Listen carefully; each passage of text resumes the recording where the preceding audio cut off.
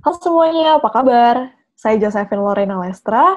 Saya akan menemani kalian semua sebagai host di Ngopskoy Podcast PPIT Senyang berkolaborasi dengan PPIT Region Utara yang bertemakan 70 tahun hubungan bilateral Indonesia dan China. Kali ini kita kedatangan tamu yang luar biasa banget nih teman-teman. Beliau sekarang sedang menjabat sebagai Atase Pendidikan dan Kebudayaan KBRI Beijing, Bapak Yaya Sutaria. Halo Pak Yaya. Halo, selamat pagi. Pagi Pak, apa kabar Pak? Alhamdulillah sehat. Sehat ya? Mudah-mudahan teman-teman kita di Indonesia juga sehat semuanya ya. Amin. Iya. Bapak sendiri sekarang lagi di Beijing ya berarti ya Pak ya? Ya, saya di Beijing kebetulan baru tiba dari Wuhan ya. Kemarin Oh, kita ada beberapa permasalahan yang harus diselesaikan terkait dengan ijazah lulusan tahun ini ya. Jadi kami dari KBRI Beijing mengambilkan beberapa mahasiswa yang terkendala pengambilan ijazahnya di Wuhan ya. Jadi memang setelah ke Wuhan juga saya kemarin ke Huangxi ya. Tapi di sana memang mahasiswanya udah pada pulang semua ya. Jadi memang ada kegiatan yang harus diikuti. Jadi ya setelah itu ya tidak bertemu di Huangxi mahasiswa, kemudian saya kembali ke Beijing dengan kereta api dan tadi malam baru tiba di Beijing. Ya, oke. Wah sibuk banget nih ya Pak kelihatannya ya Pak ya. ya sekarang Tapi, sibuk mempersiapkan.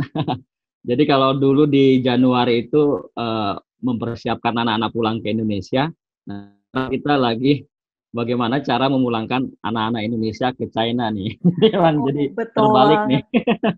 Iya, iya. Ya, segera pemerintah didorong untuk kembali ke Cina dan anak-anak bisa belajar seperti semula. Oke. Ini menarik sih Pak, tapi nanti akan saya tanyakan nih di Iya, belakang ya siap, tentang siap, hal siap, ini siap. ya. Ya, ya. Tapi sebelumnya nih Pak, saya ingin tahu dong Pak, Bapak boleh cerita nggak sedikit nih tentang pengalaman Bapak di KBRI selama menjabat jadi Atase Pendidikan dan Kebudayaan gitu ya. Ada apa aja sih Pak sebenarnya gitu, pengalaman-pengalamannya, gimana ceritanya, segala macam. Jadi memang sesuai dengan tugas dari Atas Pendidikan dan Kebudayaan yang dimandatkan oleh Bapak Menteri Pendidikan dan Kebudayaan. Jadi memang tugas Atas Pendidikan itu ada 8 ya. Yang pertama adalah peningkatan kerjasama, kemudian pengembangan bahasa dan budaya, rekomendasi kebijakan dan hasil pengamatan. Yang keempat, dan tugas khusus lainnya, pembinaan masyarakat, pelajar, dan karya siswa, kemudian fasilitasi dan pembinaan sekolah ya, kalau ada sekolah Indonesia luar negeri. Kebetulan kita juga membina PKBM yang ada di Hong Kong untuk para pekerja migran Indonesia, kemudian juga bantuan penyaluran beasiswa dan melakukan pelaporan berkala. Nah, jadi memang tugas-tugas yang rutin kita laksanakan adalah bagaimana kita membantu, memfasilitasi, dan melakukan pembinaan terhadap mahasiswa Indonesia yang kuliah di China. Dan tentunya memang secara kuantiti bahwa pergerakan mahasiswa Indonesia yang belajar di China juga secara tiap tahunnya cukup meningkat signifikan ya. Jadi tercatat di 2019 itu ada sekitar 15.670 orang yang S1, S2, S3, kemudian diploma 1, diploma 2, diploma 3, diploma 4, serta mereka juga yang belajar bahasa Mandarin. Nah, tentunya memang menangani mahasiswa yang begitu banyak, kemudian tidak luput dari permasalahan-permasalahan yang tentunya harus diselesaikan oleh KBRI, karena memang salah satu tugas kita adalah memberikan fasilitasi dan memudahkan mahasiswa untuk berkuliah dengan tenang. Jadi memang kalau dari segi pengalaman, permasalahan-permasalahan mahasiswa itu hampir dari tahun ke tahun tidak berubah ya. Kalau kita hitung, masalahnya itu ada di sekitar 21 masalah. Ya, jadi kalau saya gambarkan satu persatu memang agak panjang, tapi yang memang yang paling penting yang perlu saya gambarkan salah satunya adalah yang pertama terkait dengan agen ya, agen pendidikan. Nah, tentu juga ini keberadaan mereka tidak semuanya juga negatif ya. Banyak di antara mereka juga yang sangat tentu para mahasiswa dan tentunya juga akan memberikan kemudahan mereka untuk memberikan akses pendidikan di Tiongkok seluas-luasnya. Tapi juga di antara mereka memang ada yang tidak cukup kooperatif ya. Jadi memang tidak menguntungkan mahasiswa lah boleh istilahkan. Nah, ini juga memang yang tiap tahun dari tahun ke tahun kita berupaya untuk meminimasikan atau mengurangi keberadaan mereka yang tidak baik untuk mahasiswa dengan kerjasama dengan PPI Pusat untuk melakukan sosialisasi kepada masyarakat Indonesia yang berminat untuk belajar atau mengambil kuliah di China. Dan tentunya PPIT Pusat juga sudah melakukan dorongan-dorongan ya, melakukan publikasi pameran di beberapa kota. Kalau nggak salah lebih dari 20 kota ya di Indonesia secara serentak melaksanakan kegiatan untuk memberdayakan bagaimana cara mendapatkan beasiswa yang baik, bagaimana cara berkuliah di Tiongkok, dan tentunya memperkenalkan perguruan tinggi di Tiongkok. Nah, yang kedua yang masalah yang paling krusial dari 21 masalah itu adalah kelulusan HSK. Ini penting sekali ya, karena memang kalau lulus HSK ini, kalau tidak lulus HSK ini justru akan merepotkan ke belakang ya. Artinya memang kalau dia dapat kuota dari beasiswa dari pemerintah Cina melalui jalur CGS atau CSC, kemudian dia tidak lulus, maka nanti bisa diperpanjang 1 tahun, tapi dengan mengambil jatah dia belajar intinya. Nah, nanti di akhirnya juga dia harus membayar sendiri. Nah, ini yang kita harapkan bahwa HSK itu harus betul-betul diikuti oleh teman-teman ya, oleh teman-teman semuanya, dan tentunya untuk mengerjakan atau menyelesaikan HSK itu tidak cukup dengan belajar dari kampus. Jadi banyak sekali yang harus dikuatkan, terutama bagaimana cara mengerjakan dengan cepat. Terlebih sekarang untuk informasi dari mahasiswa semua, ini baru saya rilis ya informasi ini, bahwa untuk HSK sekarang ada perubahan ya. Jadi sedang disiapkan oleh pemerintah China. Kalau dulu kan sampai level 6 ya HSK itu. Nah, sekarang sedang disiapkan sampai level 9 ya. Nah, ini informasi yang saya dapatkan. Sekarang lagi digodok. Jadi perubahan level ini menunjukkan perubahan yang cukup signifikan penguasaan mahasiswa asing untuk kompetensi bahasa Mandarin. Jadi untuk level 7 sampai dengan level 9 itu untuk yang advance ya. Nah, level 1 sampai 6 nanti pembagian secara khusus. Ini juga perubahan yang harus diantisipasi oleh para mahasiswa ke depan, karena saya yakin dengan seyakin-yakinnya kalau ada perubahan level sampai level 9, ini kan selama ini jenjang untuk bisa meneruskan kuliah itu manakala anak mahasiswa itu lulus di level 5. Nah, dengan adanya catatan standarisasi ini saya yakin ke depan tidak di level 5, bisa aja di level 6 untuk yang S1, mungkin juga S2 di level-level yang lebih tinggi daripada itu. Nah, ini semakin berat juga tantangan untuk mahasiswa asing ya, yang ingin belajar di China dengan menguasai kompetensi bahasa Mandarinnya. Jadi ini perlu diantisipasi oleh para mahasiswa kita dengan adanya perubahan leveling untuk HSK di level 9. Kemudian juga yang paling penting adalah juga terkait dengan penyetaraan ijazah. Nah, ini penting sekali ya. Karena kadang-kadang orang menyetarakan ijazah itu kalau sudah lulus 2 tahun, 3 tahun baru menyetarakan ijazah. Nah, ini salah sekali ya. Jadi kalau menyetarakan ijazah di mana Anda lulus, maka Anda segera mungkin untuk melakukan penyetaraan ijazah. Karena kalau tidak lakukan dengan penyetaraan ijazah, maka nanti akan kesulitan di kemudian hari. Kecuali tak terkecuali ya, khusus untuk mahasiswa kedokteran. Kalau dia lambat menyetarakan ijazah, maka proses adaptasinya pun akan terlambat ya. Jadi mungkin sebagai saran dari kami dari KBRI Beijing, kalau anak-anak sudah lulus segera melakukan penyetaraan ijazah, dan untuk menyetarakan ijazah tidak lama prosesnya ya. Yang penting paham mulai dari SOP dari CDGDC, KBRI, baru ke Kementerian Pendidikan dan Kebudayaan. Baru nanti kalau ada untuk kedokteran ada program adaptasi yang dikoordinasikan oleh KKI dan MKI dan seterusnya untuk prosedurnya. Kemudian juga masalah lain yang kita sering hadapin ya, terkait dengan keterlambatan beasiswa atau beasiswa putus. Nah, ini penting sekali ya. Saya informasikan ke teman-teman semuanya dan anak-anak semuanya yang sekarang mengikuti kuliah daring, bahwa beasiswa itu memang tidak diputus. Komponen beasiswa itu meliputi biaya sekolah, kemudian biaya stipend atau allowance ya, boleh biaya hidup dan sebagainya. Nah, sekarang untuk stipendnya, untuk allowance-nya, kebijakan dari pemerintah China per September sampai dengan sekarang ya, jika melakukan pembelajaran online, maka stipendnya yang 2.500 itu tidak akan dibayarkan ya, yang untuk S1 2.500, S2 itu 3.000, kemudian S3 itu 3.500. Jadi stipendnya tidak dibayarkan selama kuliah daring atau online. Nah, pada saat anak-anak kembali ke China, mudah-mudahan segera mungkin misalkan di Februari atau Maret bisa kembali ke China, maka nanti yang 2.500, yang 3.500, yang 3.000 nanti tadi yang stipendnya itu akan dibayarkan saat kedatangan. Jadi kalau dia datangnya bulan Februari, maka dibayarkannya bulan Februari. Jadi bulan September sampai Januari dibayarkan. Ini contoh ya, bagaimana cara penghitungannya. Nah, ini juga kita sudah lakukan pendekatan-pendekatan sebenarnya pada pemerintah China bahwa memang untuk beasiswa ini kan perlu modal ya. Jadi anak-anak kuliah daring juga perlu paket data dan sebagainya. Dan KBRI sudah mengirimkan nota diplomatik ya. Dan kita merasa keberatan dengan tidak dibayarkannya stipend ini ya kepada pemerintah China. Tapi memang itu kebijakan yang diambil oleh pusat. Jadi memang kita juga sudah berupaya semaksimal mungkin agar memang stipend atau allowance ini dibayarkan. Tapi karena memang kebijakan, tentunya kita juga tidak bisa intervensi lebih jauh ke dalam karena itu termasuk dengan kebijakan teknis.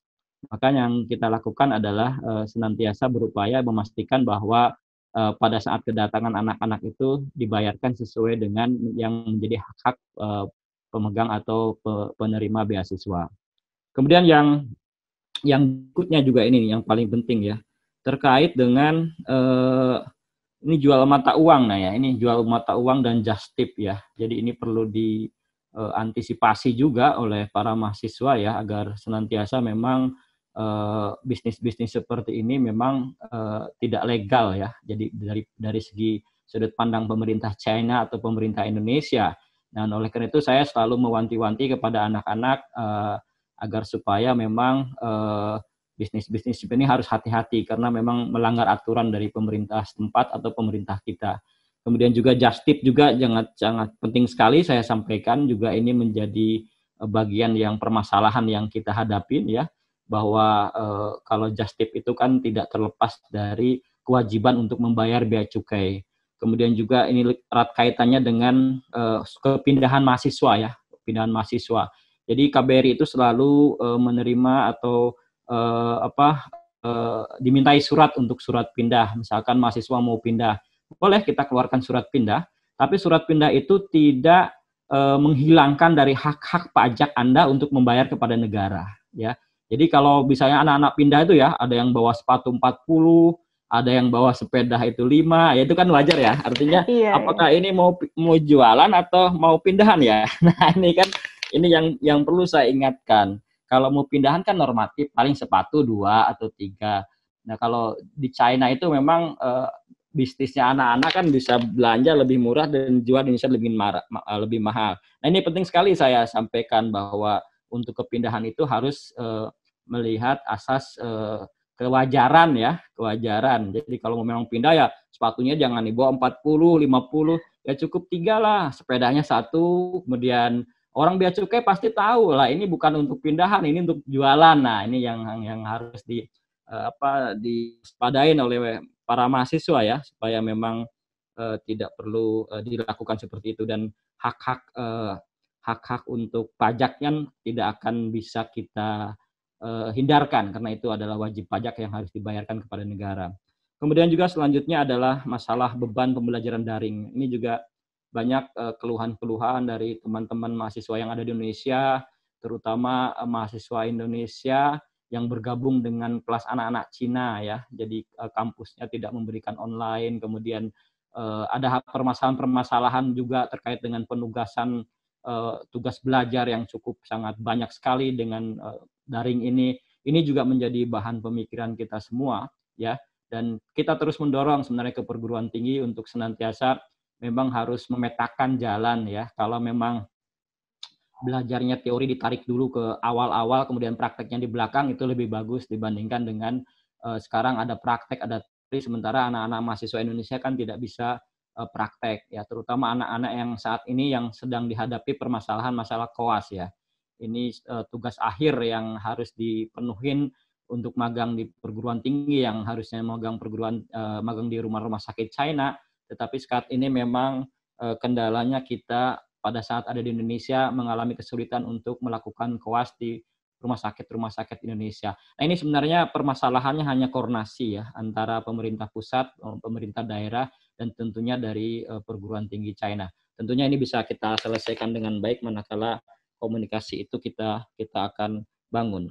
Satu lagi nih yang sekarang menjadi concern kita untuk anak-anak sendiri terkait dengan pembimbingan dosen pembimbing ya. Jadi kita berharap ada beberapa kasus yang kita hadapin di drop out atau dikeluarkan dari sekolah karena ketidaksesuaian dengan pembimbing ya kan.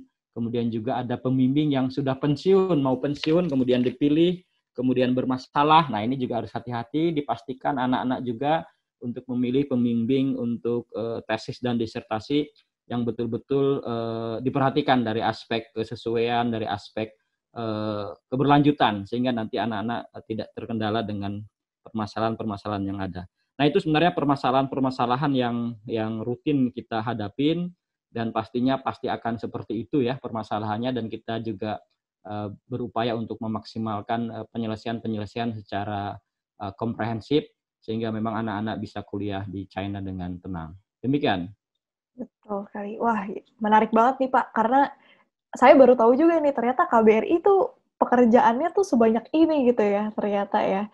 Saya pikir tuh KBRI cuma urusin tentang kayak sensus kayak gitu-gitu aja sih tadinya. Tapi iya sih setelah dilihat ini tuh benar-benar banyak banget dan ternyata tuh benar-benar bermanfaat juga buat mahasiswa-mahasiswa Indonesia yang berkuliah di China ya. Dan tadi nih Pak, saya notice sesuatu nih Pak. Bapak bilang kan tadi HSK bakal dirubah nih. Jadi ada HSK 9 sampai HSK 9. Level 9 ya. Iya. Menurut Bapak ini akan berdampak apa ke anak-anak nih Pak kalau misalnya kayak gini? Apakah ntar waktu anak-anak yang baru mau masuk jadi mahasiswa akan lebih susah, atau mungkin bahkan anak-anak mahasiswa yang sudah mau lulus gitu ya karena adanya perubahan HSK ini jadinya bisa terkendala gitu kelulusannya? Enggak. Jadi memang ini masih kita godok ya. Jadi untuk yang leveling HSK ini masih kita godok dengan di China sendiri, di kalangan mereka dengan Confucius Institute ya. Confucius Institute ini ada kan barometer daripada pembelajaran bahasa Mandarin yang ada di China. Jadi memang itu sudah kita dapatkan informasi itu, dan memang secara signifikan ke depan memang akan ada pengaruhnya ya terkait dengan leveling. Kalau memang sekarang anak-anak yang belajar bahasa Mandarin selama 1 tahun, itu kan minimal dia bisa berkuliah dengan S1, kemudian S2 dan S3 itu di level 5 ya, level 5. Dan masing-masing level itu kan scoringnya 300 ya kalau nggak salah ya, 300 ya. Nah, Iya, ke depan ada yang 300. 300 ya ke depan. Dan rata-rata kan bisa lulus itu kan kalau 50%, ada yang 100 80 udah bisa lulus dan sebagainya. Nah, Betul. ke depan memang ini akan berpengaruh secara signifikan ya jika memang ini terjadi. Karena kan basis atau barometer untuk kompetensi kemampuan berbahasa Mandarin itu kan di HSK untuk mahasiswa asing ya. Karena untuk mahasiswa China sendiri kan ada kategorinya, ada asesmennya untuk bisa memahami untuk penguasaan bahasa Mandarinnya. Nah, untuk mahasiswa asing memang HSK. Ke depan saya yakin akan ada pengaruhnya terkait dengan leveling ini, karena salah satu yang menjadikan HSK ini akan ditingkatkan levelingnya menjadi leveling 9 itu adalah kemampuan bahasa asing mahasiswa asing yang setiap tahun meningkat secara signifikan. Nah, ini yang penting ya. Itu yang paling penting adalah secara kemampuan bahasa Mandarin mahasiswa asing yang meningkat secara signifikan. Jadi diperlukan leveling. Yang kedua, jadi memang beasiswa ini kan ibaratkan dengan jarum ya. Kalau yang lolos dari lubang jarum itu, maka dia yang menerima beasiswa. Nah, ini juga seiring dengan kebijakan nanti ke depan pengetatan untuk beasiswa ya untuk mahasiswa asing, karena memang tidak selamanya China ini akan membuka seluas-luasnya ruang beasiswa. Jadi memang kompetisi kemudian persaingan itu perlu dilakukan untuk mengurangi dampak dari ketidakbaikan. Jadi untuk menjaga mutu penerima beasiswa itu ke depan akan lebih ditingkatkan oleh pemerintah China. Nah ini yang sedang terus kita pantau ya terkait dengan leveling HSK ini, karena nanti pengaruhnya juga akan besar sekali pada rekrutmen beasiswa, kemudian proses kelulusan HSK sehingga bisa anak-anak belajar. Oke, baik sekali Pak. Berarti kalau bisa saya simpulkan tadi ya, berarti ini dikarenakan mahasiswa yang semakin banyak jumlahnya, akhirnya terjadi leveling, peningkatan kualitas pada mahasiswanya sendiri pun juga akhirnya ikut naik gitu ya Pak ya? Ya, benar. Sebagai Wah, upaya yang dilakukan oleh pemerintah China ke depan ya. betul. Ya, ya. Hebat banget nih Pak. Keren sih Pak. Tapi kalau saya boleh tahu nih Pak, Bapak tuh udah berapa lama ya kerja di KBRI Pak? Jadi per 31 Oktober hari ini ya, saya tiba di China itu 31 Oktober. Jadi pas 2 tahun nih di sini sekarang. Wah, pas Ya, banget ya Pak ya, ya. udah kedua tahun nih saya tinggal di sini. 2 tahun tinggal di Ya, di China. China di Beijing nih baru 2 tahun. Wah, mantep banget Pak. Nah, saya pengen tahu nih Pak, ini kan kita bertemakan hari ini 70 Ya, tahun bilateral ya. 70 tahun hubungan bilateral Indonesia dan China gitu ya. ya. Kalau menurut Bapak sendiri nih, selama 70 tahun hubungan bilateral antara Indonesia dan China, terutama dalam bidang pendidikan nih ya Pak, apa sih yang paling berdampak, apa yang paling signifikan menurut Bapak yang tadi dulunya nggak ada, terus tiba-tiba sekarang ada, atau yang ya menurut Bapak berdampak gitu, terutama buat mahasiswa Indonesia maupun China-nya juga gitu. Ya, Ada nggak dampaknya Pak? banyak sekali ya. Jadi memang salah satu hasil pertemuan dari Bapak Presiden kita, Bapak Joko Widodo, dan Bapak Presiden Xi Jinping di G20 di Osaka ya. Salah satunya adalah butir peningkatan kerjasama bidang pendidikan.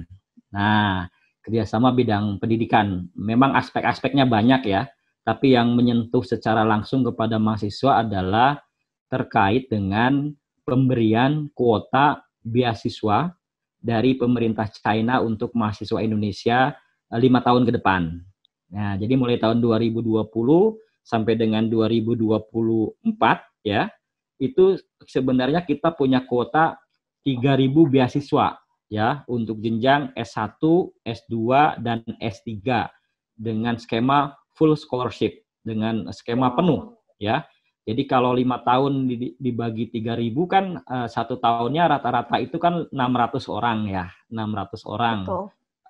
beasiswa yang diberikan oleh pemerintah China. Nah, ini memang buat berkat perjuangan dari Bapak Presiden kita, pertemuan di G20, dan dari KBRI kami menindaklanjuti ya. Jadi memang untuk menindaklanjutin arahan ini kan juga tidak gampang ya. Jadi kita juga berliku-liku, kemudian juga kita berdiskusi, berdialog, melakukan diskusi bagaimana skema-skemanya, kemudian skema-skemanya juga melalui jalur-jalur yang sudah ditentukan oleh pemerintah China, melalui CSC atau JGS, kemudian nanti lewat Chinese Embassy, ada Chinese University Program, juga bisa lewat Great Wall Program, ada lewat MOFCOM, ada lewat PIF, kemudian ada lewat jalur-jalur perguruan tinggi yang ditentukan oleh China atau ASEAN China Center juga ya, ada juga lewat skema ASEAN China Center. Jadi nanti itu yang akan diakumulasikan selama setahun. Nah, memang untuk 600 ini saya pikir pemerintah China bisa memenuhi karena setiap tahunnya pun sebenarnya kalau kita hitung-hitung lebih dari 1.000 anak Indonesia mulai dari beasiswa yang bahasa sampai beasiswa S3 dengan skema full maupun parsial. Atau parsial itu hanya dibiayain biaya sekolah ya. Jadi kan untuk biaya makan sama uang dormitory itu kan ditanggung oleh mahasiswa masing-masing. Nah, itu saya pikir pemerintah China terus berkomitmen ya untuk bisa memenuhi target itu. Kemudian juga pemerintah China juga sebenarnya di tahun 2020 juga dia memberikan paket, ini hasil pertemuan juga Bapak Presiden ya, yang kita tindak lanjuti dari KBRI Beijing, memberikan kuota untuk pendidikan vokasi ya, untuk 500 orang ya, 500 orang pendidikan vokasi. Sedianya memang dilaksanakan di tahun 2020 ini ya. Tapi karena memang akses untuk mahasiswa untuk WNI belum bisa masuk ke China untuk belajar, makanya kita tunda di tahun 2021 ya, yang 500 kota ini. Nah, ini menarik ya, yang 500 vokasi ini tidak hanya diperuntukkan untuk mahasiswa Indonesia secara umum, tapi memang diambil dari mahasiswa Indonesia yang berada di pelosok-pelosok negeri ya, di daerah 3T, misalkan di daerah Morowali, di daerah Papua, NTT. Jadi bukan hanya untuk wilayah-wilayah Jawa dan sekitarnya ya. Jadi memang pendidikan vokasi ini dirancang supaya mereka memiliki keahlian, kompetensi, sehingga pada saat mereka kembali dari China belajar selama 3 bulan, mereka memiliki keahlian, kemudian mereka bisa bekerja di perusahaan-perusahaan China yang ada di Indonesia. Ya, jadi semacam program responsibility ya. Nah, ini pun tidak hanya bagi mereka di tempat-tempat yang wilayah terpencil, juga untuk masyarakat Indonesia secara luas yang tentunya pendaftarannya sudah dikoordinasikan dengan kementerian terkait. Nah, ini yang paling berkesan sebenarnya, bagaimana kita bisa mengawal dari pertemuan Bapak Presiden kita terkait dengan program kerjasama beasiswa full S1, S2 dan beasiswa vokasi. Di samping itu juga ini sebenarnya kerjasama di 2019 ini kan kita lagi mesra-mesranya ya dengan China. Kita di 2019 sampai dengan 2020 bulan Januari itu kita ada total 280 kerjasama ya. Wow. Antara jenjang pendidikan dasar, menengah, kemudian perguruan tinggi. Nah, itu ada 280 kerjasama. Ada pengiriman guru, ada pengiriman dosen, ada pengiriman, bahkan ada pengiriman ini guide-guide untuk belajar bahasa Mandarin loh ya. Juga ada program seperti itu ya. Juga ada 32 dokumen kerjasama MOU yang ditandatanganin antara unit-unit atau instansi pendidikan dari China dan Indonesia. Pak, kalau boleh tahu nih Pak, dalam 2 tahun masa Bapak menjabat sebagai atas pendidikan dan kebudayaan KBRI, ada nggak Pak pengalaman yang menurut Bapak tuh paling berkesan buat Bapak? Ya, saya sih terkesannya waktu melakukan beberapa kali evakuasi ya. Jadi keadaan genting ya, mahasiswa Wuhan, kemudian di Inner Mongolia, kemudian di beberapa titik yang memang anak-anak itu waktu itu kekurangan logistik ya, karena memang untuk mendapatkan masker susah, untuk mendapatkan makanan juga susah ya. Jadi memang yang paling mengesankan memang pada saat melakukan beberapa evakuasi ya. Jadi memang evakuasi itu kan saya sampaikan ke publik ya, tidak hanya di Wuhan, kita juga melakukan beberapa titik evakuasi termasuk mahasiswa Sulawesi, mahasiswa Papua, dan beberapa titik yang memang kita harus lakukan dengan segera. Jadi memang pada saat Wuhan di lockdown itu ya, jadi memang kami di bawah pimpinan Bapak Duta Besar dan kami KBRI Beijing senantiasa berupaya untuk melakukan pendekatan ya secara masif kepada pemerintah setempat, kepada pemerintah pusat, agar kita dapat mengevakuasi mahasiswa di sana dengan baik, dengan aman, dan sampai ke Indonesia dengan selamat, tidak menyebarkan penyakit di Indonesia. Nah, ini asas-asas yang perlu kita pegang bersama ya. Jadi memang kita juga di bawah koordinasi Ibu Menlu ya, tidak melakukan sembarangan melakukan evakuasi. Kita juga harus melakukan pengukuran dampak, kemudian juga aspek-aspek apa yang harus dilakukan. Jadi jangan sampai prinsipnya jangan sampai membawa pulang penyakit COVID ke Indonesia waktu itu ya. Memang alhamdulillah memang ini luar biasa ya, bagaimana perjuangan kami ya dari KBRI Beijing dengan status Wuhan lockdown. Nah, ini ada juga yang menarik ya, ada beberapa mahasiswa mau liburan nih di satu kota habis dari Wuhan. Dia dari Wuhan kemudian liburan. Kemudian dia terdampar ya, dia tidak bisa kembali, bajunya hanya hanya dia pakai satu ya. Kemudian juga dia tidak punya uang, kehabisan uang dan sebagainya. Nah, ini juga kita lakukan pemulangan hal-hal seperti itu. Dan jumlahnya tidak satu loh ya, puluhan ya. Iya. Nah, ada yang terdampar juga, ada juga yang mau liburan ke utara dari Wuhan. Kemudian akhirnya dia sampai Beijing mau meneruskan ke Wuhan. Pak, saya mau balik lagi, nggak ada uang, Pak, gimana? Saya nggak bawa apa-apa, Pak, ini gimana, Pak? Ya udah, kau pulang ke Indonesia. Jadi kita bantu untuk mereka pulang ke Indonesia. Banyak sekali titik-titik yang memang boleh dikatakan sempat saya drop ya waktu itu ya. Jadi memang saya sakit ya, karena memang luar biasa ya, dari lockdown itu permintaan surat itu luar biasa. Ada yang permintaan izin dari kampus, ada yang memang harus saya telepon ke kampus, ada yang memang perlu tiket. Pokoknya itu sangat crowded sekali ya di Januari akhir itu pada saat itu. Jadi memang saya sempat sakit ya, itu 2 hari, tapi saya coba kuatkan ya. Saya takut sakitnya waktu itu corona juga nih ya.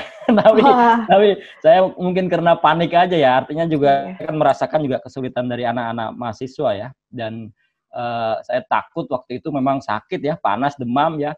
Alhamdulillah saya minum obat, kemudian saya tidak sampai ke dokter, minum obat seperti biasa ya. Sembuh ya, alhamdulillah makin pulih. Di saat sakit pun saya melakukan kerja ya, buat surat, buat apa. Jadi kan memang saya bawa laptop, bawa printer, bawa scanner. Jadi memang saya cukup waktu di bulan Januari tidur sehari itu bisa sampai hanya 1 jam 2 jam ya.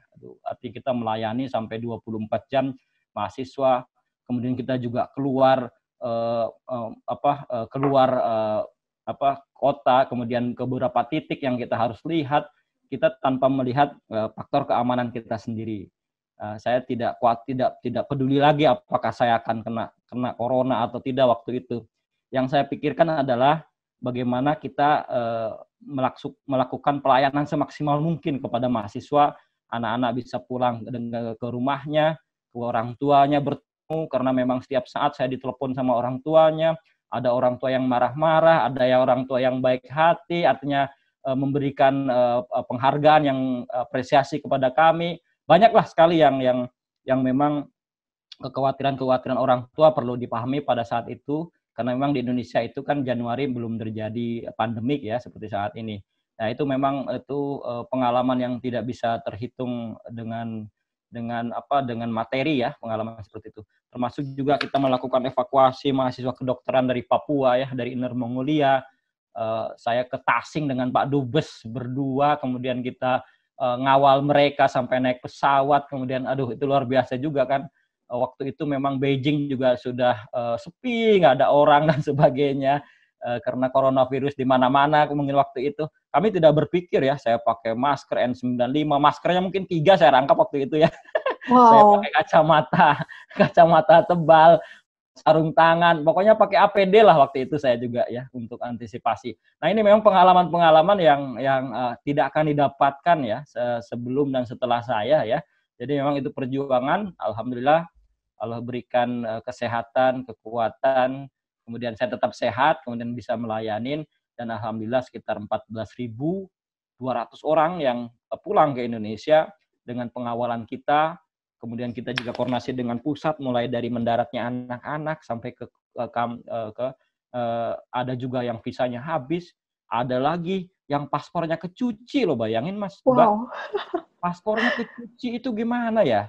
Pak, saya juga bingung Pak, gimana ya? Pak, paspornya kecuci Pak, mau pulang. Yang ada hanya fotonya aja Pak. Aduh, gimana ini? Saya lagi banyak kerjaan, sampai ngurusin paspor yang kecuci lah, macem-macem tuh. Aduh, anak-anak.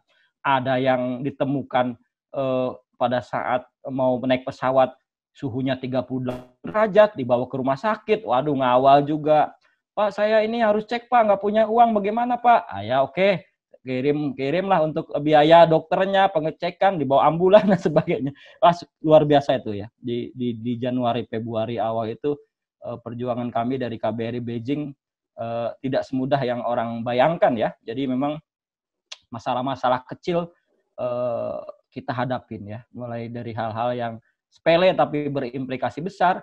Ada yang kena denda karena overstay dan sebagainya mahasiswa. ada yang pokoknya macam-macam lah. Ada yang paspornya masih ditahan di kampus, pada besok mau dievakuasi. Nah, gimana caranya juga kita bisa mengambil ke kampus, padahal Wuhan waktu itu di lockdown. Saya koordinasi dengan kampusnya, macam-macam lah. Pokoknya memang tantangannya tuh sangat berat tuh di bulan Januari Februari. Tapi alhamdulillah semuanya berkat bimbingan Bapak Duta Besar, Ibu DCM waktu itu, Pak DCM waktu itu, alhamdulillah semuanya berjalan dengan lancar dan anak-anak bisa kembali selamat dan tidak ada satupun mahasiswa yang kembali ke Indonesia saat itu memang terinfeksi COVID-19. Karena saya pastikan sebelum mereka pergi, pastikan dari kampusnya ada surat keterangan sehat dulu.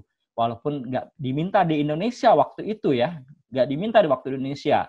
Saya pastikan untuk mahasiswa China, sebelum pergi, kamu pastikan dicek dulu ke kampusnya, ya, terutama kampus-kampus yang tidak di lockdown, minta surat kesehatan, pastikan kalau kamu sudah meninggalkan kampus, waktu itu kalau sudah meninggalkan kampus kan tidak boleh kembali lagi tuh, ya kan? Iya, tidak boleh kembali lagi, harus ada juga. Habis itu dia tidak pesawatnya terlambat, delay 2 hari, mau balik ke kampus, tidak bisa balik ke kampus, akhirnya kita sewakan hotel, macam-macam lah seperti itu yang kita bayangkan lah dari China, dari mainland nih, dari segitu luasnya ya, segitu luas ya, ada 27 titik kota di China mahasiswa itu dengan permasalahan yang berbeda, dengan ribuan kasus yang dihadapi.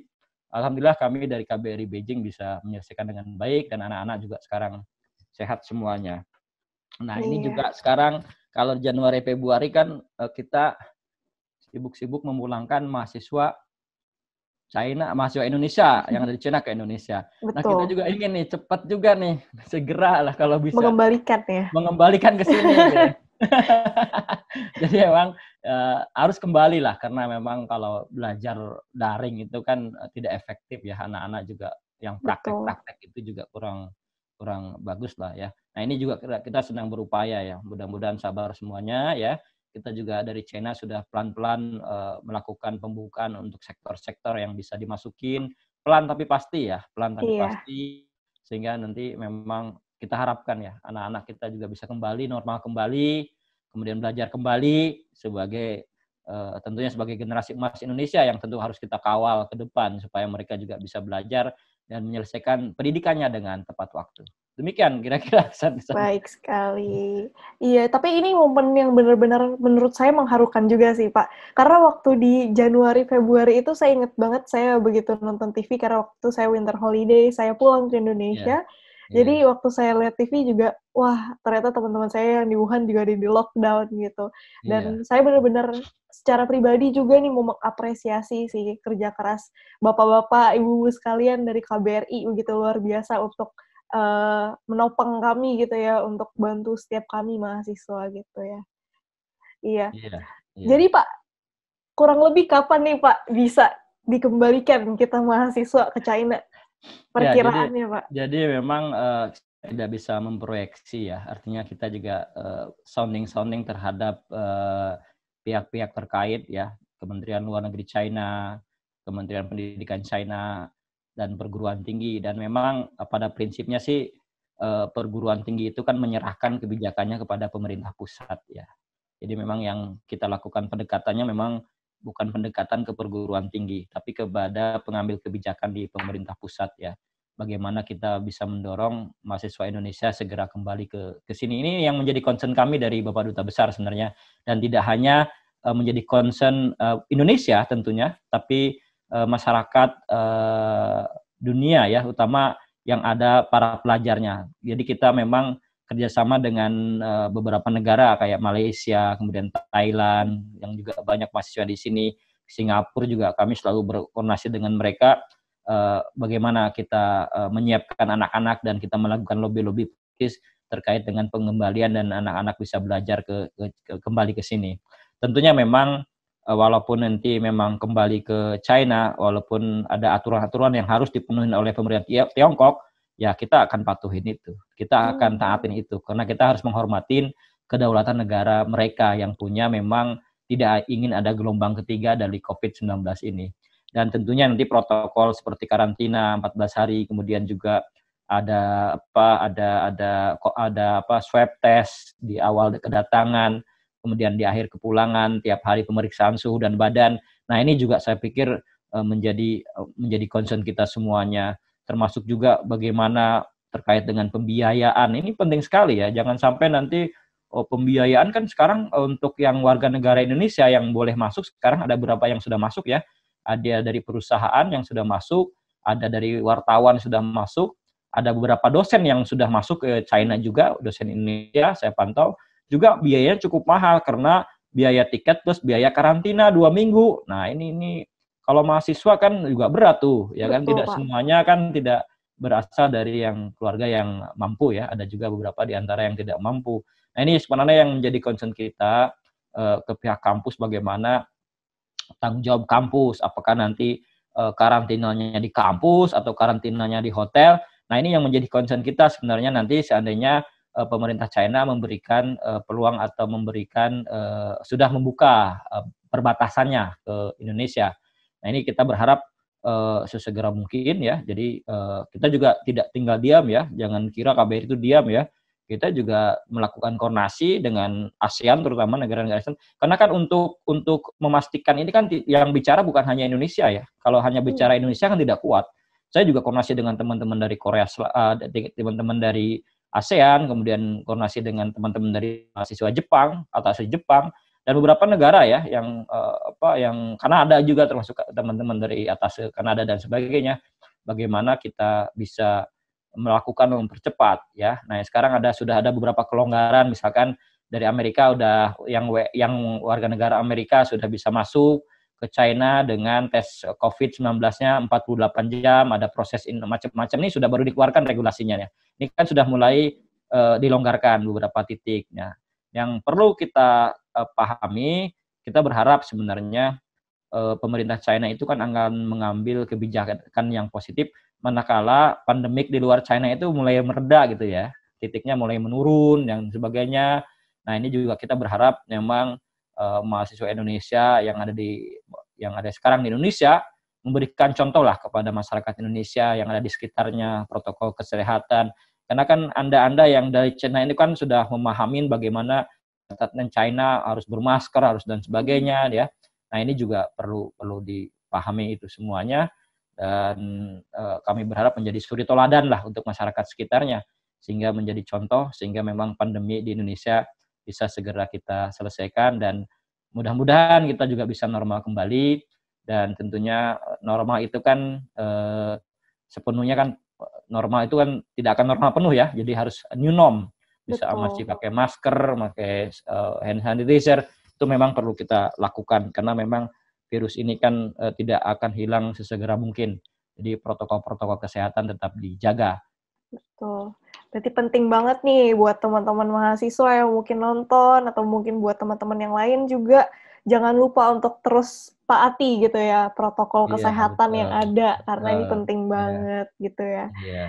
Oke. Pak, apakah dengan adanya COVID-19 ini berpengaruh gitu ya buat beasiswa ke depannya? Tadi kan Bapak udah bilang kan di awal tadi bahwa China sama Indonesia sudah ada tentang perjanjian gitu, sudah buat perjanjian gitu dari 2020 sampai 2024 gitu ya, tentang pemberian beasiswa buat mahasiswa Indonesia.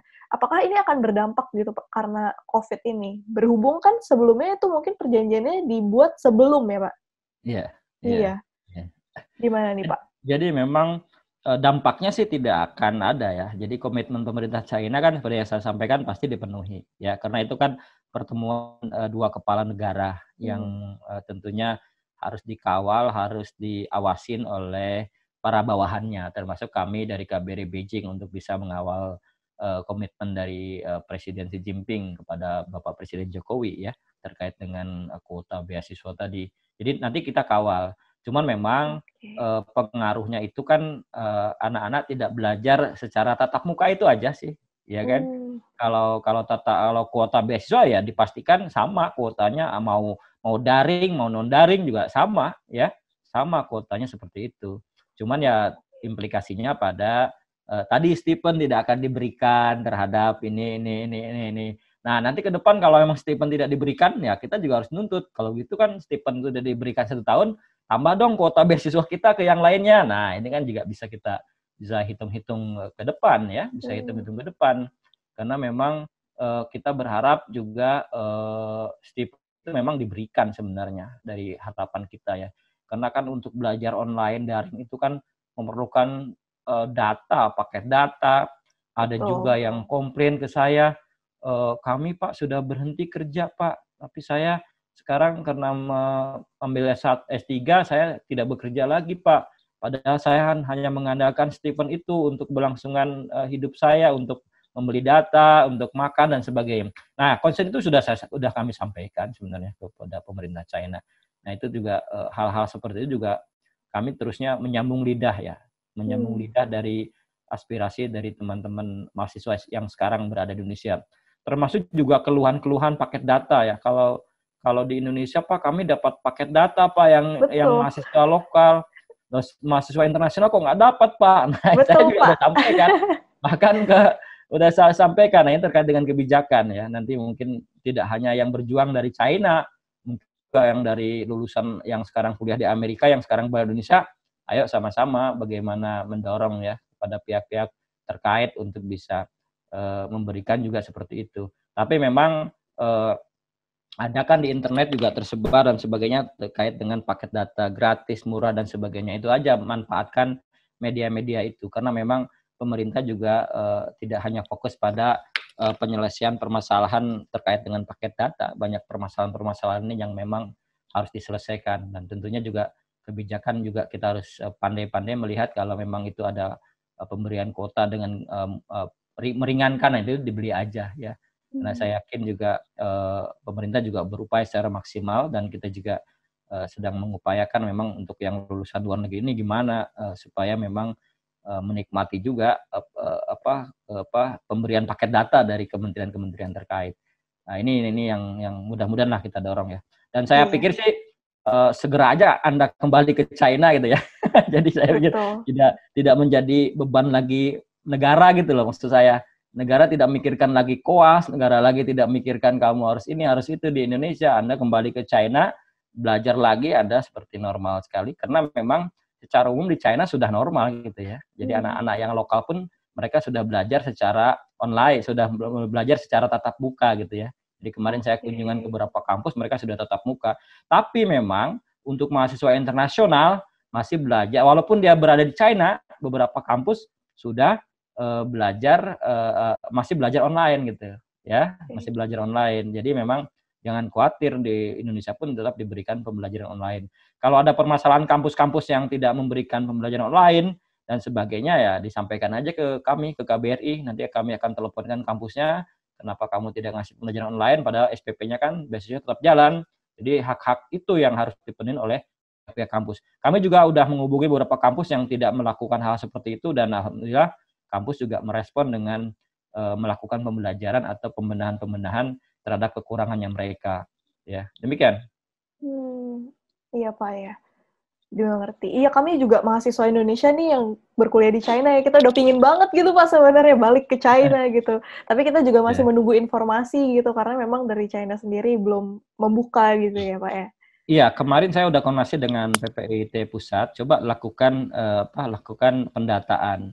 Kira-kira karena kan kalau harga pesawat sekarang kan sudah puluhan juta ya kalau ke China itu kan, lewat mana, lewat Jepang, lewat Hong Kong dan sebagainya. Nah, kita juga sudah berupaya untuk melakukan penjajakan ya dengan menggunakan charter flight. Nah, charter flight itu kan sewa pesawat, nanti dibagikan beban kepada mahasiswa dengan biaya pastinya harus murah lah, jangan mahal. Kalau mahal-mahal kan mahasiswa juga nggak mampu. Makanya kemarin kita sudah melakukan survei-survei sebenarnya, dan kita juga sudah melakukan koordinasi dengan beberapa maskapai ya. Seandainya nanti memang China sudah membuka ya, seminggu aja dia buka, kita sudah siap untuk menerbangkan kalian semua ya. Artinya saya sudah koordinasi dengan maskapai, saya koordinasi dengan beberapa titik yang nanti untuk bisa memudahkan untuk pembelian tiket, kemudian tes swab-nya, kemudian nanti penyambutannya. Nah, kita berharap juga nanti kalau pulang ke China itu jangan sendiri-sendiri ya, kalau bisa rame-rame. Kalau sendiri-sendiri saya ngawalnya capek ya, artinya harus ini, harus itu. Tapi kalau rombongan kan enak, wah kalau satu kena kan kena semua gitu kan. Atau kena masalah semuanya. Oke. Kalau menyebar ke sana kemari di 27 kota, saya harus menyelesaikan 1, 2, 3, 4, agak bingung juga. Ya kalau bisa pulangnya sama-sama lah, pulang-pulangnya ke Cina-nya sama-sama. Nah ini yang sekarang sedang saya koordinasikan dengan pengurus PT Pusat, supaya memang nanti dibantu kami. Ya. Jadi kami sudah meminta dari PPT Pusat untuk membentuk tim khusus lah. Ya. Tim khusus ya. Seandainya China buka, misalkan minggu ini buka, ya minggu depan kita udah bisa berangkat. Termasuk nanti kalau nanti ada kesulitan pengurusan visa apa sebagainya, kita akan bantu dengan mengirimkan nota diplomatik ya kepada pemerintah China. Dan tentunya rekomendasi pun untuk visa ke pemerintah China kan tidak satu-satu ya. Jadi kalau satu-satu kan 14.000 surat ya kan.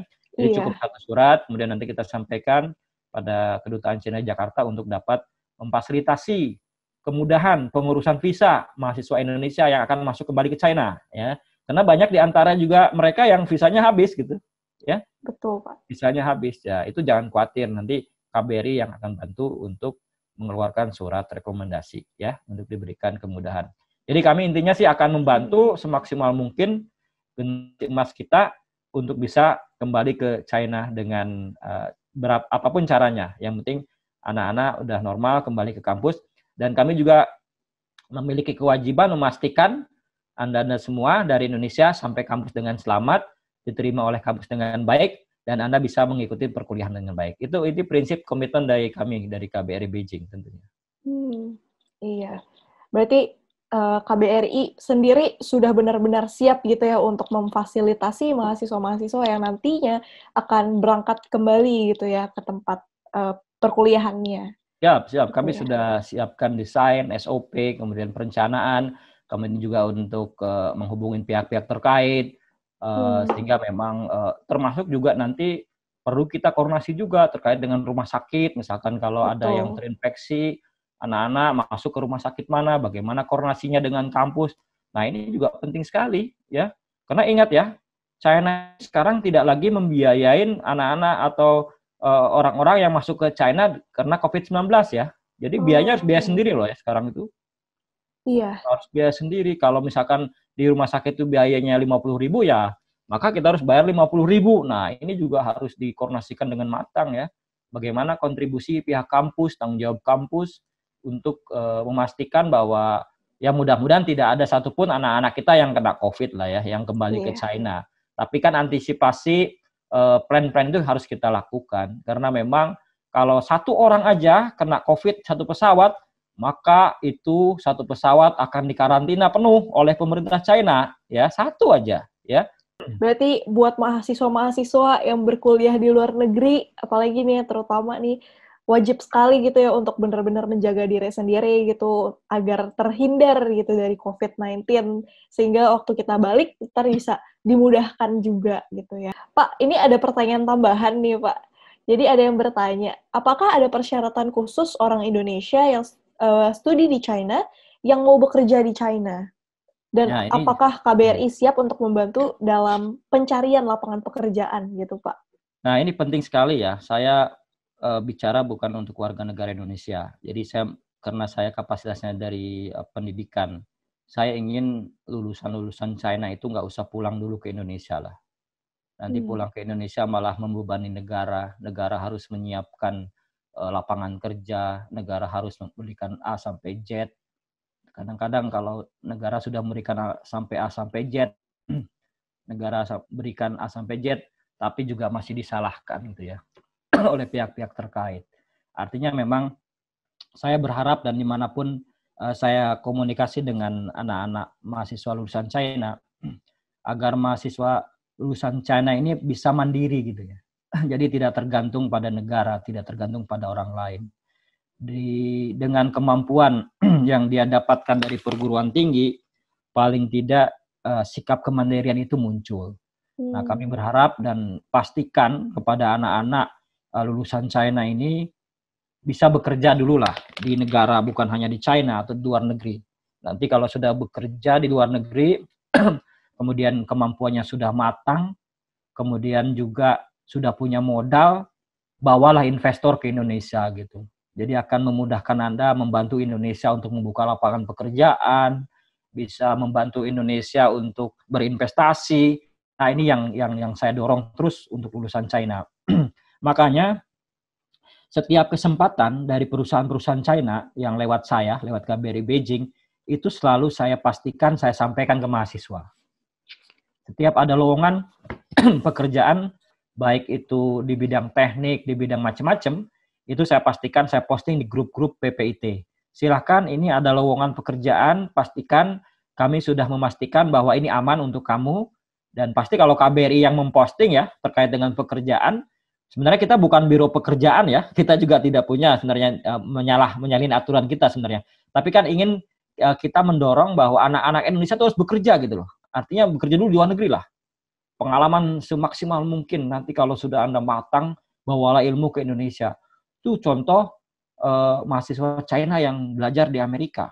Hampir 1,8 juta lebih loh yang belajar di Amerika, termasuk Kanada dan sebagainya ya. Mereka rata-rata nggak kembali dulu ke China. Mereka ada yang ahli ini, ahli itu. Setelah mereka matang, profesornya matang, balik ke China, bangun China. Nah, ini contoh juga dong dari Indonesia. Jadi kalau Anda lulus dari China, jangan pulang dulu dong. Boleh pulang sih, nggak ada larangan untuk pulang, silahkan aja. Tapi rata-rata yang pulang itu kan jadi juru bahasa nih.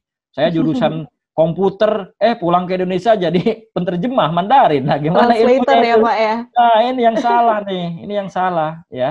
Ini yang salah ya. Kalau Anda bekerja di bidang komputer ya komputer lah. Bahasa itu sebagai media untuk menjembatkan, untuk mempermudah langkah pekerjaan. Menarik banget nih Pak, berarti dengan adanya ini seharusnya peran kita sebagai mahasiswa itu begitu besar dan berdampak ya buat kelangsungan kerjasama hubungan bilateral antara Indonesia dan China gitu ya Pak ya? Iya, kalau kita ini kan sudah tua lah ya. Iya, berarti kita kayak ujung tombaknya gitu ya Pak ya? Yang membuat hitam putih negara ini kan nanti Anda semua di tahun 2045, 10 tahun lagi. Kita mungkin 10 tahun lagi saya udah pensiun, yang gantikan saya Pak Dubes ya Anda semuanya. Jadi kalau tidak digembleng mulai sekarang, Anda juga nanti akan menyusahkan negara, apalagi sudah terjerumus narkoba. Ingat ya, di wilayah-wilayah selatan itu narkoba di China juga sangat luar biasa ya. Jadi harus hati-hati ya, karena banyak perbatasan dengan daerah-daerah tertentu. Itu harus hati-hati karena kalau sekaligus Anda terjerumus ke situ, biasanya susah lagi keluar ya, karena jangan sampai menjadi generasi narkoba. Apalagi memang kita ini utamanya untuk lulusan China ini kan tentunya setelah memiliki kompetensi kemampuan bahasa juga sekarang teknologi juga Cina sangat luar biasa. Anda juga bisa belajar teknologi digitalnya ya, mengembangkan di Indonesia seperti WeChat, apa segala ya, teknologi artificial intelligence, kemudian big data dan sebagainya. Bawa ke Indonesia teknologi itu. Dan tentunya nanti akan bermanfaat bagi Anda dan masa depan Anda. Jadi nanti kalau kami 10 tahun, 15 tahun lagi, kami akan menjadi penonton ya, akan menjadi penonton Anda. Kiprahnya seperti apa? Apakah Anda generasi emas atau memang generasi yang menyusahkan? Itu aja sih ya. Iya. Oke. Pak, kalau boleh tahu dari KBRI itu ada data nggak sih Pak tentang berapa total mahasiswa yang sudah lulus kuliah dari China dan sudah mendapat pekerjaan gitu? Supaya mahasiswa mungkin yang sekarang masih sekolah, masih berkuliah, mungkin terpacu gitu Pak untuk saya juga pingin nih gitu. Ya, jadi memang secara rinci memang tidak ada ya data itu ya. Karena memang agak susah ya untuk melihat output lulusan setiap tahun. Tapi memang dilihat dari beberapa pertemuan yang kita lakukan dengan beberapa alumni ya, memang rata-rata yang lulusan China ini kan banyak terserap ya, terutama untuk bidang pembelajaran bahasa Mandarin. Dan ada juga yang bekerja di sektor-sektor finance, kemudian ada yang di sektor-sektor broadcasting, kemudian ada yang di sektor-sektor pekerjaan industri, ya. Jadi memang rata-rata sih anak-anak yang lulusan China ini kan terserap semuanya. Karena memang menggiurkan juga sih, orang bisa belajar bahasa Mandarin. Ini kan belajar di Cina itu kan bisa mendapatkan dua ilmu sebenarnya, ilmu bahasa dan ilmunya inti ya. Nah, kalau dia Iya, tidak betul. bisa belajar ilmu internet, maka dia penterjemah aja sudah 15 juta sebulan, ya kan? Betul. Nah, itu 15 juta sebulan itu kan lebih besar dari gaji saya, PNS saya di Indonesia. Wow. PNS kami paling golongan 4 kan sekitar berapa ya? Anda yang baru lulus bisa bahasa Mandarin 15 juta. Saya dengar ada yang 15 juta, 16 juta. Hebat sekali ya, luar biasa. Dengan kemampuan satu aja bahasa Mandarin, Anda bisa mendapatkan seperti itu. Nah, artinya memang jumlah terperincinya tidak ada, tapi saya yakin lulusan anak-anak China ini semuanya terserap di sektor-sektor yang memang dibutuhkan di tanah air. Dan juga banyak di antara mereka juga yang bekerja tidak hanya di Indonesia ya. Saya lihat juga ada kemarin yang langsung dapat informasi lulusan tahun ini ada yang bekerja di Perancis, ada yang bekerja di Kanada ya, masuk ke kami data itu dan menyampaikan terima kasih karena kami telah mengevakuasi mereka dan mereka lulus. Kemudian Pak, saya sekarang di sini Pak, saya bekerja. Oh bagus, alhamdulillah. Data-data itu memang perlu kita telusurin ya, terutama untuk alumninya bekerjanya di mana. Nah ini tugas Anda lah dari PPIT ya, membantu kami ya, karena memang untuk mendata para lulusan, tentunya ini menjadi tugas kita bersama dan kami berharap ada rasa memiliki lah. Kalau Anda lulusan Tiongkok, kemudian ada adik kelasnya juga lulusan Tiongkok, dibantulah ya, dibantu. Siap, Tapi Pak. tidak lepas dari KKN ya, artinya kalau dia harus tes, harus apa, ikutin aja tes. Kalau memang ada pertimbangan khusus yang mungkin lulusan Tiongkok yang bisa, salah satunya kemampuan bahasa Mandarin, ya ambillah lulusan Tiongkok seperti itu ya. Oke, menarik banget ya Pak ya tawaran-tawaran pekerjaannya yang ada ya. Iya. Iya. Pak, terakhir nih Pak, saya mau tahu dong Pak, Bapak punya saran nggak Pak? Dan harapan gitu mungkin Pak, untuk ke depannya, untuk hubungan bilateral antara Indonesia-China gitu. Ini kan berhubungnya ini ke-70 ya Pak ya? Ya, Gitu. jadi memang hubungan antara Indonesia dan China ini kan sangat sensitif sekali ya. Jadi memang publik kita memandang trauma politis lah ya di masa-masa lalu ya kan, masa-masa lalu. Tapi kan tugas kita mahasiswa Indonesia sekarang meyakinkan ya bahwa memang kebebasan agama di China juga sekarang kan sudah mulai dijamin ya. Jadi kalau lihat dari perspektif yang dilakukan pemerintah China untuk yang beragama Islam, sebenarnya yang dominan kan agama Islam ya, bahwa memang sekarang juga jumlah Muslim di China juga cukup meningkat signifikan ya. Di China ini ada sekitar 32 juta loh sekarang ya. Wow. Muslim Cina ya. Nanti dan yang beragama Katolik, Protestan lebih besar malah jumlahnya dibanding dengan Muslim ya. Ya, jadi Muslim ini urutan ketiga ya. Urutan ketiga. Nah, juga jumlah masjid di China juga di 2014 itu ada sekitar 39.135 ya. Nah, sekarang diperkirakan sudah ada 42.000 masjid lah ya untuk yang Muslim ya. Kemudian juga ini perlu saya sampaikan ya, penting karena memang saat ini juga kebijakan Xi Jinping juga terhadap Islam juga sudah banyak sekali perubahan. Ada kunjungan Xi Jinping ke Masjid Yingcheng di kota Yinchuan, Ningxia, dan berdialog dengan pengurus dan warga Muslim di bulan Juli 2016 menjadi simbol awal keseriusannya untuk meletakkan urusan agama sebagai salah satu prioritas dalam pemimpin Tiongkok. Ya. Beberapa bulan sebelumnya di 22 April 2016 juga ada pembukaan konferensi nasional agama-agama di Beijing ya. Xi Jinping juga saat itu mengatakan bahwa religion is as always one of the priorities must handle properly in governing the country. Our initiative in regard to religion play a particularly important role in the overall work of the country. Jadi beberapa bulan setelah kunjungan tadi ke Masjid Yingcheng tadi, jadi pemerintah China juga merilis rencana aksi nasional hak asasi manusia ya, National Action Plan of Human Rights di 2016 di 2020 dengan memasukkan perbaikan pelayanan ibadah haji bagi umat Islam. Jadi di China juga ada ibadah haji layanannya ya. Wow, oke. Sebagai salah satu programnya tahun lalu pemerintah juga meluncurkan kebijakan reformasi demokrasi di Tibet dan mengaitkan persoalan perlindungan kebebasan beragama, salah satunya berkaitan dengan keberadaan 4 masjid dan 12.000 muslim di sana. Nah, ini juga bagaimana juga saya memastikan bahwa keberadaan agama Islam juga di China berjalan dengan baik. Kemudian juga selain itu, seandainya wabah COVID-19 ini tidak terjadi, sebenarnya di tahun ini juga China memasuki tahap akhir pembangunan kota Islam Hui Cultural Park ya di Yongning, kota Yinchuan, yang menelan biaya 3,5 miliar US dollar atau sekitar 45 triliun rupiah ya. Jadi Hui Cultural Park ini dibangun di atas lahan 67 hektar dengan arsitektur ala Taj Mahal dan dilengkapi berbagai fasilitas seperti museum, taman raksasa, restoran, serta exhibition center. Nah, ini ya, coba lihat ya. Jadi pemerintah Cina juga membangun pemukiman Islam gaya arsitektur Taj Mahal 45 triliun. Kemudian juga di Muslim di Cina juga sebenarnya memiliki hak istimewa ya untuk mendapatkan fasilitas pemakaman bila meninggal. Coba lihat kalau Anda ke Guangzhou, banyak juga area pemakaman Muslim di sana ya yang memang disiapkan untuk para Muslim yang meninggal dunia.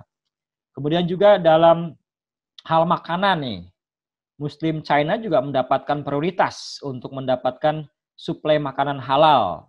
Bahkan di Shanghai dan sebuah kota metropolitan internasional di China telah menetapkan regulasi untuk menjamin pasokan makanan halal bagi Muslim. Pabrik, sekolah, kantor pemerintahan yang memiliki anggota Muslim diharuskan memiliki kantin Muslim. Coba mungkin kalau di kampus Anda nggak kantin Muslim di sana? Ada dong, Pak.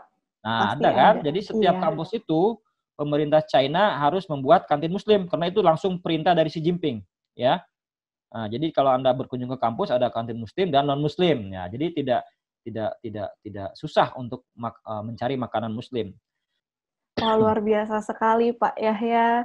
Ya, karena berhubung waktu juga nih Pak, tapi obrolan kita seru banget ya Pak dari tadi Pak.